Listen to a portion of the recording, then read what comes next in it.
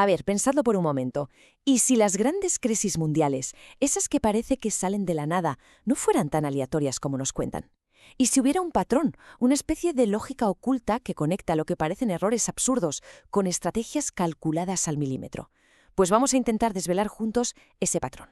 Mira, todo empieza aquí, en Ecuador. La historia oficial que nos vendieron fue la de una operación militar de éxito, un campamento de narcos bombardeado. Un golpe limpio, decían. Pero la realidad, la que se descubrió al ir allí, es devastadora. Lo que volaron por los aires fue una granja lechera, y los supuestos narcos eran los granjeros que, para colmo, fueron torturados. O sea, nada que ver. Este desastre tiene un eco en la historia que casi te haría reír si no fuera por lo trágico del asunto.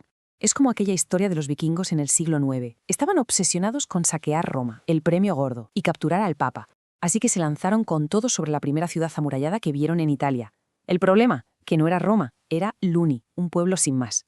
Una pifia monumental, vamos, producto de una información pésima y una ambición sin límites. Y esto nos lleva a la pregunta del millón, el fiasco de Ecuador. La chapuza de los vikingos en Luni, ¿son solo accidentes, errores aislados en medio del caos? ¿O son en realidad los síntomas de algo mucho más grande, de un patrón de comportamiento que de hecho es bastante predecible? Bueno, pues la respuesta parece estar en este concepto, el realismo geopolítico.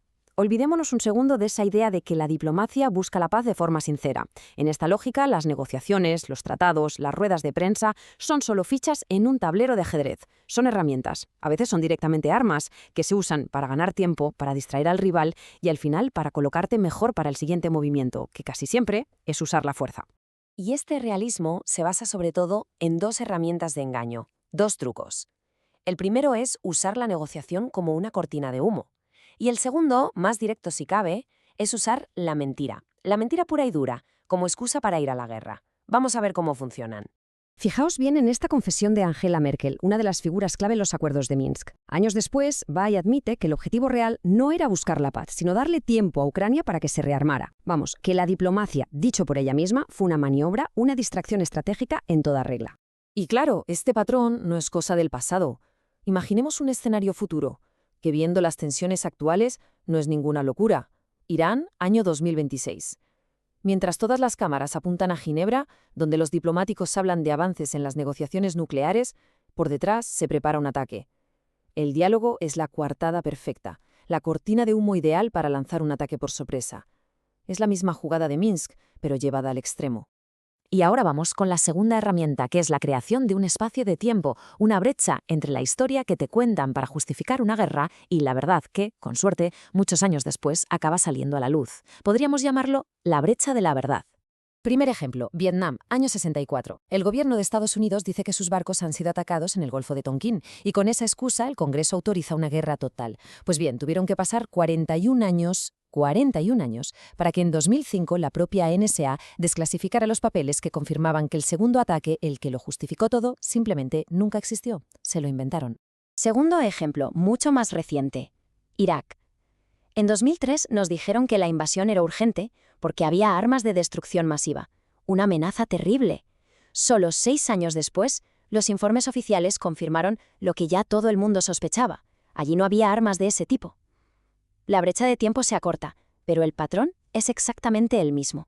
Y quizá el caso más bestia de todos, los papeles del Pentágono. Durante años, la cantinela oficial era que se luchaba por la libertad de Vietnam. Pero los documentos, que se filtraron en el 71 y se desclasificaron del todo en 2011, demostraron que 4 administraciones presidenciales, una detrás de otra, habían engañado sistemáticamente a la gente.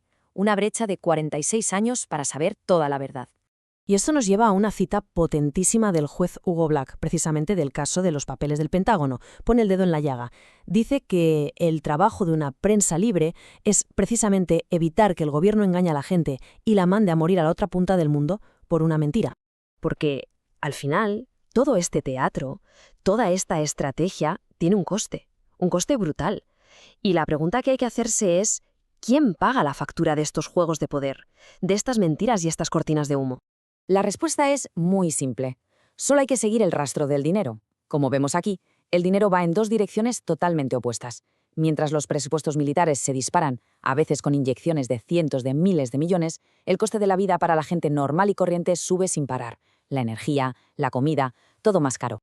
Pero el coste no es solo económico, no son solo grandes cifras. A veces la tragedia de toda una vida se puede resumir en un número muy concreto. $9.000. $9.000. Eso es lo que le costó a un granjero llamado Miguel comprar su tierra en Ecuador. Y por culpa de ese error, se perdieron 6 años de su vida. Un rebaño de 50 vacas, una quesería. O sea, se perdió el sustento y el proyecto de vida de una familia entera. Pulverizado. El coste humano de estos juegos geopolíticos es simplemente incalculable. Y así llegamos al final de este análisis. Si hemos visto que los trucos del engaño son siempre los mismos, que la historia de las excusas y las cortinas de humo se repite una y otra vez, desde los vikingos en Lunen hasta una granja en Ecuador, la pregunta final es inevitable. Y es para todos. ¿Quién vigila el relato oficial? Si la prensa a veces no puede o no quiere, ¿quién queda? Ahí lo dejo.